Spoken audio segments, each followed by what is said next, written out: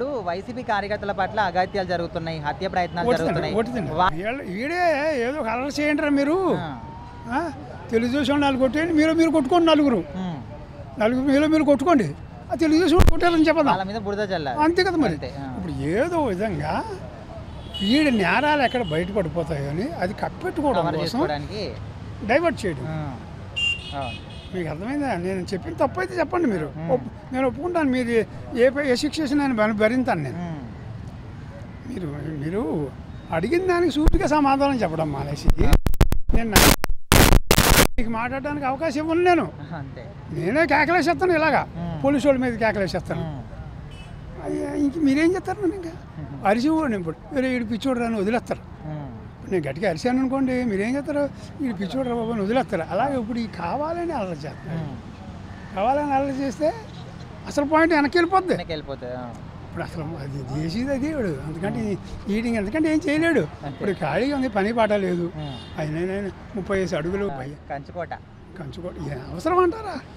ఆయనకు అవసరమే, ఎందుకు కేసులు ఉన్నాయి కదా. మనుషులు వెళ్ళి రోడ్లు కూడా బంద్ చేసేసి గేట్లు పెట్టేసి ఏమంటారు టోల్ గేట్లు పెట్టేసి 14 మరి వాడి దగ్గరికి వెళ్ళి అయ్యా అధ్యక్ష అని ఎలా అనగలడు అనలేడు కదా.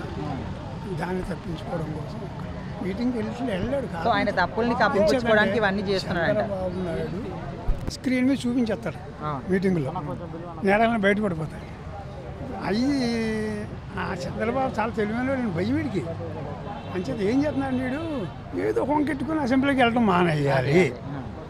మొత్తానికి ఆయన తప్పులు కప్పించుకోవడానికి సృష్టిస్తున్నాడు, సైడ్ ఎఫెక్ట్ చేస్తున్నాడు. అంతే తప్ప నేను ఇలాగా 36 మంది చచ్చిపోయారని ప్రూఫ్ చేయమనండి. చచ్చిపోయింది 3 అంటున్నారు, అందులో తెలుగుదేశం వాళ్ళు 2, వైపీసీ కూడా 1 అన్నారు. చెప్తున్నారు, హోమ్ మినిస్టర్ చెప్పింది అనిత. 36 మంది శవాలు ఏదో ఒకటిది. ఇప్పుడు గాలి కబులే కదా. మీకు ప్రధానంగా సాక్ష్యం అంటే ఏంటండి? నేను చెప్తాను. నేను అబద్ధం చెప్పాను మీకు. అబద్ధానికి సాక్ష్యం ఇమీడియట్ ఎవరే కావాలంటే ఈయన అనగల అంటాడు పక్కోడిని.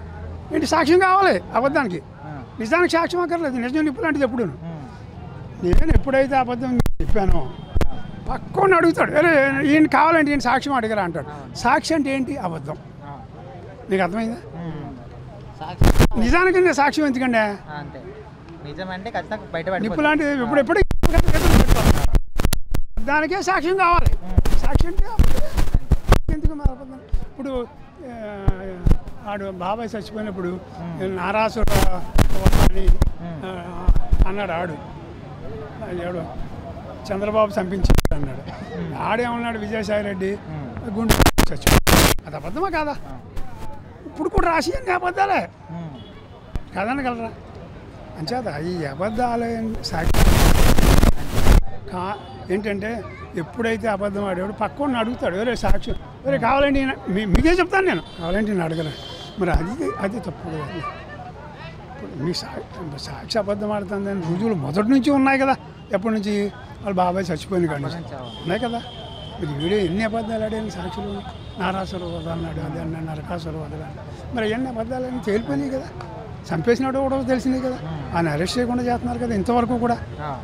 మరి పాపం వాళ్ళిద్దరు ఎంత బాధపడుతున్నారు. చెల్లెళ్ళిద్దరు, సొంత చెల్లెళ్ళిద్దరు నన్ను హింసలు పెట్టినోడు వీడి ప్రజలనే వదులుతాడు. అది అండి ఇంత గెలిచి రచ్చ గెలమని సామెత ఉంది.